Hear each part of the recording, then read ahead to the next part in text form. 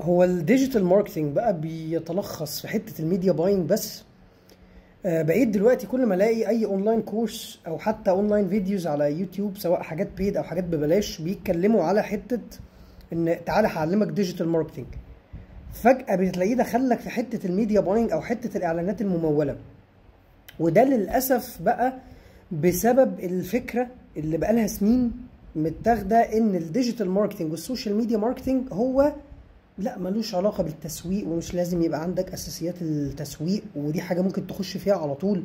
ودي بشوفها في ناس كتيرة من الناس الصغيرة، لما بيجي مثلا يسألني في حاجات عايز يتعلم ديجيتال ماركتينج، فابدأ أقول له على حاجات معينة لازم يعدي بيها الأول، فلاقيه بيقول لي لا بس أنا عايز أشتغل ديجيتال مش عايز أشتغل ماركتينج، أو لا عايز أشتغل سوشيال ميديا مش عايز أشتغل ماركتينج. دي كارثة كبيرة قوي، لأن هنا السؤال، أنت لما تنط لحتة الميديا باينج وتبدا ان خلاص في بوست او اعلان معين حط عليه فلوس، طب الخطوات اللي قبلها دي هل انت شايف ان انت فعلا مش محتاج تعمل ماركت ريسيرش؟ هل انت شايف ان انت مش محتاج تعمل اودينس؟ انت هتنقي الاودينس ازاي؟ فتلاقيه في حته تنقيه الاودينس هو برضو نط على طول للحته التكنيكال، هتحط كي ووردز وتحط اللوكيشن وتقفل الراديوس وتحط الانترست. ايوه، انت توصلت برضو منين ان ده الاودينس الصح؟ ما هو لازم قبلها تبقى عملت اودينس بروفايلنج، لازم قبلها تبقى عملت اودينس ريسيرش، لازم قبلها تبقى عملت كومبيتيشن اناليسز، فدخلت على الكومبيتيتور شفت نوعيه الناس اللي بتنتراكت معاهم، نوعيه الناس اللي بتشتري منهم.